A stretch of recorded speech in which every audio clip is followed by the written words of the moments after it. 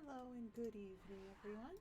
I just wanted to talk about a bit of a lighter problem for my first video, where I'm talking out into the void, but I wanted to talk about math problems and why really the problem with math problems, like specifically word problems, may just be how they're presented and worded.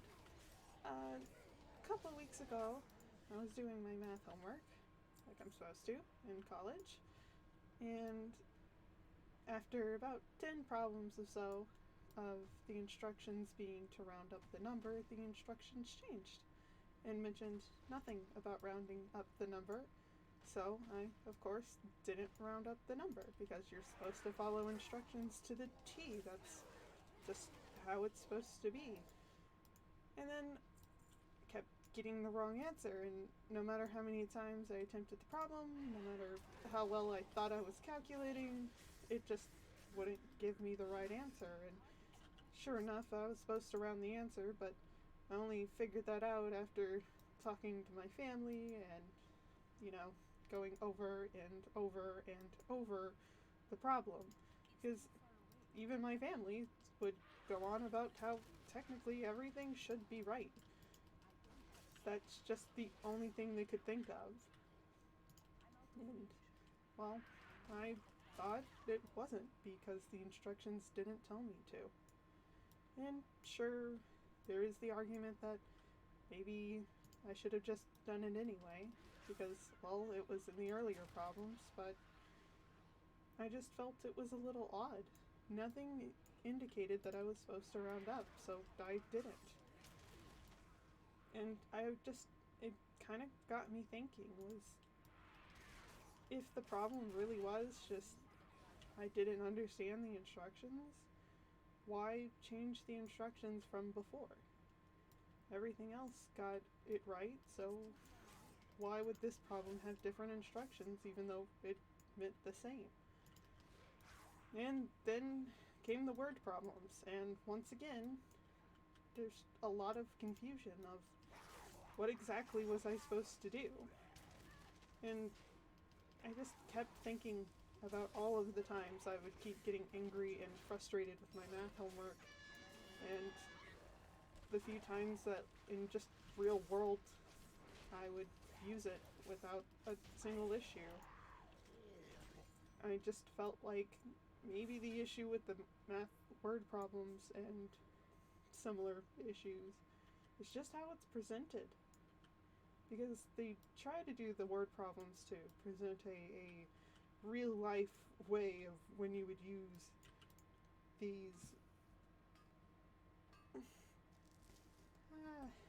calculations, theories, whatever. But they never actually seem, they never actually seem to be all that practical, or they're so hyper-focused and situational that the chances of somebody actually being in that position is very unlikely. I even think of all the times that they try to use percent problems for acid in solutions and stuff like that, and I'm like, I feel like once you reach a certain level of scientific knowledge, you would know to measure shit out beforehand. But then I also think about things like here in the U.S. how we do tips, and it's doing your 5 or 10 or 15 or sometimes even 20% for tips. And it's that's something that, at least here, everybody does. And some people do it without really thinking about it.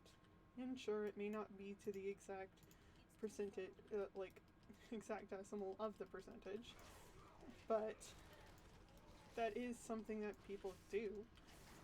And it seems more practical and easier to present that way.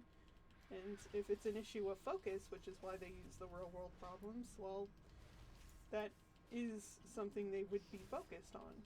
That is something that people could claim would be useful later on in life. And then I think of measurements. Now, I don't tend to have a problem with measurements. I do a lot of sewing, so I've had to learn a lot about measuring things out.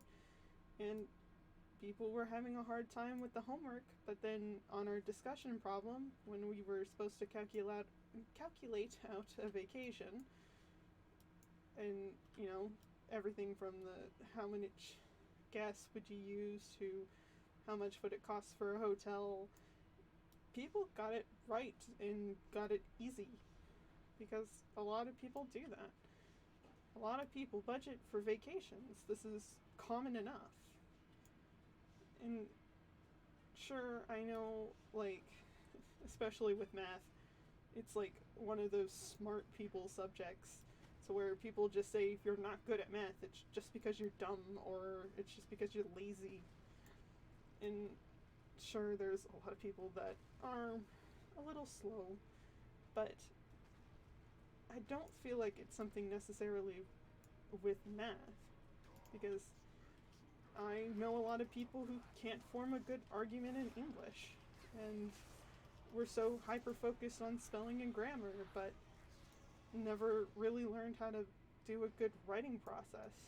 And it would seem a little mean to say that it's just dumb that they don't know how to do that, when I could just think of all my school history and know that every teacher will present grammar and spelling as the top priority. And sure, that's pretty handy when starting out, but, well, to be blunt, we have spell check and Grammarly and shit. And sure, we shouldn't depend on the technology to do everything for us, but I feel like trying to convince people to just be, I guess, smart in that way, and not presenting them with actual real world uses and problems that they would know that they would use, is part of the problem. I honestly don't think people are that bad at math, and I don't think they really hate math that much. It's just they've been taught it wrong.